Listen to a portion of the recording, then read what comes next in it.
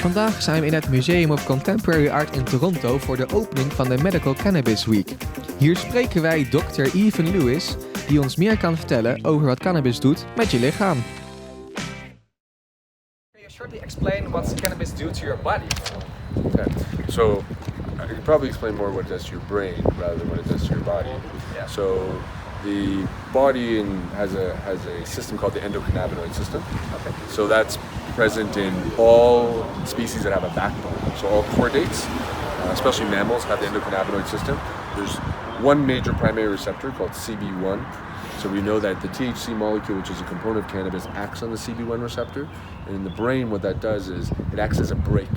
Kind of, if you think of neurons passing one signal from one to another, the CB1 receptor slows that down when it needs to be slowed down. So THC acts on that particular receptor and works to slow down neurons, the activity of neurons at times.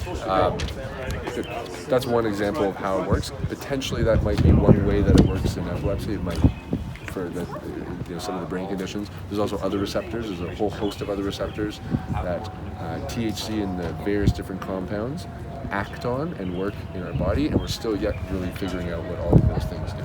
Cannabis is dus goed voor je lichaam, maar hoe kom je in Canada nou aan cannabis? So in Canada, the way that you access medical cannabis is through a physician. So you see a physician or a nurse practitioner. They're also delegated to authorize medical cannabis. So you see the health practitioner, the doctor, the nurse practitioner, and they will write an authorization form authorizing a certain amount of medical cannabis for each month. That amount, then what the patient does is once that authorization goes through, the patient then can go to one of the various licensed producers, so companies that are available in Canada that can produce and sell medical cannabis, and they access that typically online, and they make an order online, and it typically gets delivered to their home. Okay.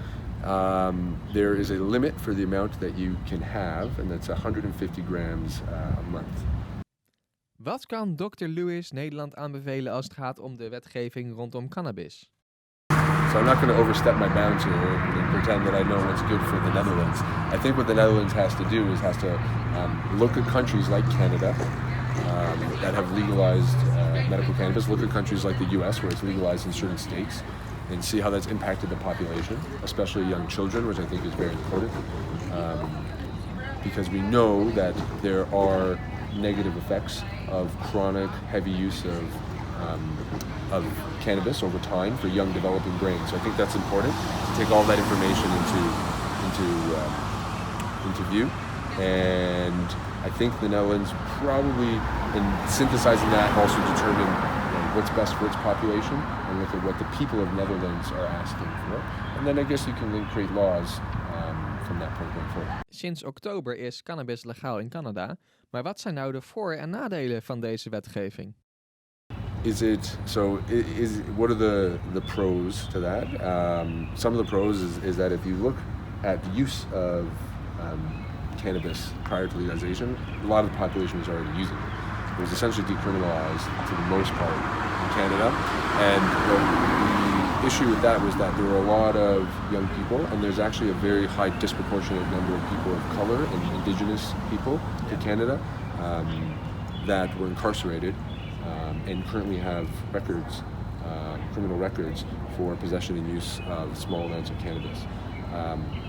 So this is one thing going forward that hopefully a law like this will mitigate that and prevent that from happening.